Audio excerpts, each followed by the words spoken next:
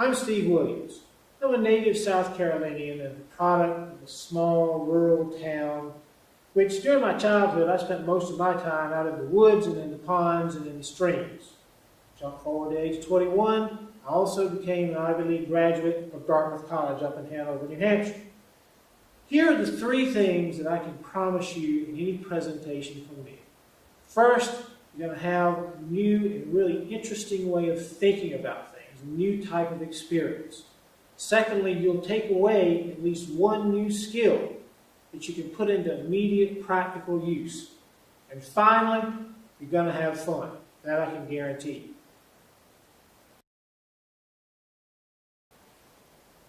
When I was growing up, I had a really hard time learning to read. I don't know why. I never understood it. I don't understand it to this day. But I was really lucky. And my grandmother, Alma, was a retired elementary school teacher. And she took me on as a project. She was going to help me learn to read. I had already learned to hate the idea of it. I didn't like books because I hated what I had to go through trying to learn. Nonetheless, the schedule we set up was that every weekday afternoon after school, my house was 4 blocks from hers. I'd walk up to her house and we would practice reading, subjects that she picked. We did all kinds of stuff for about 45 minutes or an hour, and that's what we did 5 days a week. Now, I love my grandmother, and I really appreciated what she was trying to do, but at the same time, anything I could do to distract her from that reading business once I got there was my mission in life for that afternoon. Usually it had something to do with something I could pick up along the way during that 4-block walk up to her house. Sometimes it might be a frog, one time it was a turtle, another time it was a little squirrel that had fallen out of its nest, a baby. But the best time was one afternoon in the late spring, there in the grass, beside that sidewalk lay a little tiny baby green snake.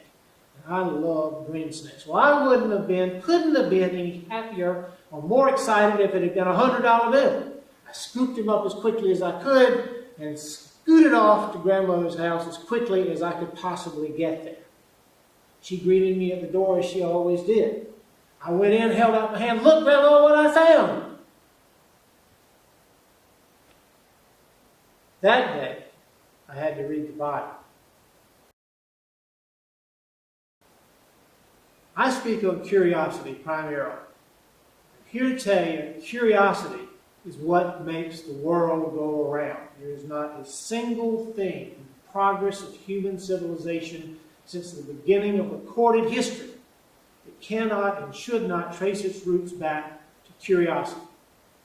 Without it, there'd be no wheel, there'd be no agriculture, jumping several thousand years forward, there'd be no automobiles, no boats, no airplanes, no telephones, no iPads, no cell phones. Nothing we know of in our modern world today, and it's part of the way we live, would be here.